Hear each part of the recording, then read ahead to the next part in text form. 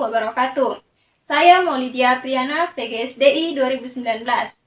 Menjadi asisten laboratorium merupakan suatu kebanggaan. Tidak mudah menjadi asisten.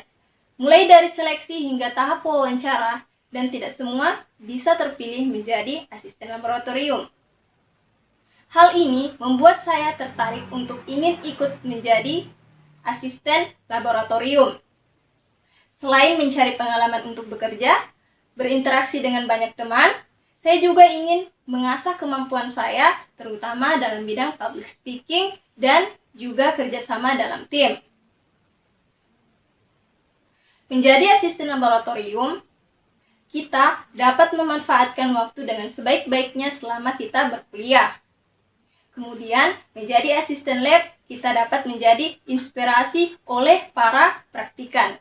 Itulah yang membuat saya ingin menjadi asisten laboratorium. Nah, sekarang saya akan menyimulasikan pembelajaran IPA dengan mengangkat materi rantai dan jaring-jaring makanan. Nah, sekarang apa sih rantai makanan itu? Rantai makanan adalah proses makan dan dimakannya makhluk hidup dalam urutan tertentu.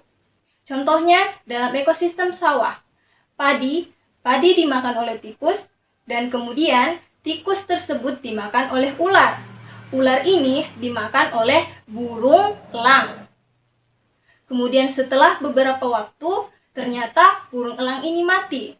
Nah, setelah burung elang ini mati, bangkainya akan diproses oleh makhluk pengurai, sehingga bercampur dengan tanah, kemudian menjadi humus. Humus ini nantinya akan membantu pertumbuhan padi. Nah, apa saja komponen yang terdapat pada ekosistem sawah? Komponen pertama yaitu produsen. Produsen adalah tumbuhan. Tumbuhan adalah makhluk hidup yang dapat memproduksi makanannya sendiri melalui proses fotosintesis. Contohnya, padi. Kemudian, komponen kedua yaitu konsumen pertama atau konsumen satu. Konsumen satu adalah hewan herbivora pemakan tumbuhan. Contohnya adalah tikus. Selanjutnya, komponen ketiga yaitu konsumen tingkat 2.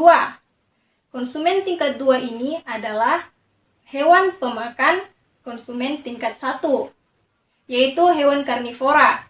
Contohnya ular.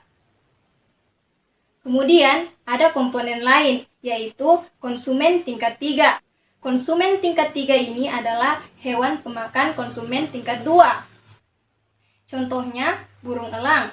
Selanjutnya, setelah burung elang mati, akan ada komponen pengurai. Komponen pengurai ini biasanya berupa bakteri dan jamur yang bertugas memproses bangkai hewan untuk digunakan kembali oleh produsen.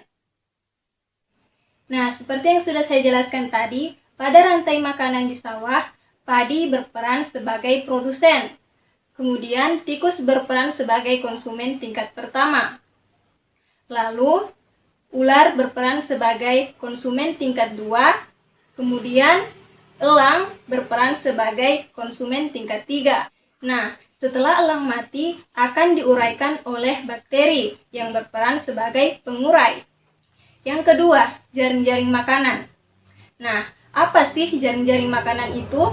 Jaring-jaring makanan adalah kumpulan dari berbagai rantai makanan di dalam sebuah ekosistem. Di dalam jaring-jaring makanan, jumlah hewan yang terlibat di dalamnya semakin banyak. Contohnya, pada ekosistem sawah, padi dimakan oleh ulat, belalang, dan juga tikus. Ulat dimakan oleh burung pipit dimakan oleh ular dimakan oleh burung elang. Kemudian, belalang bisa dimakan oleh burung pipit dan juga bisa dimakan oleh katak. Katak bisa dimakan oleh ular dan juga bisa dimakan oleh burung elang. Kemudian, tikus. Tikus bisa dimakan oleh ular dan juga bisa dimakan elang. Nah, itulah tadi pembelajaran IPA mengenai materi rantai dan jaring-jaring makanan. Saya Maulidia Apriana, teruslah berusaha dan jangan pernah berhenti sebelum pencapaianmu tercapai. Fastabiqul khairat. Wassalamualaikum warahmatullahi wabarakatuh.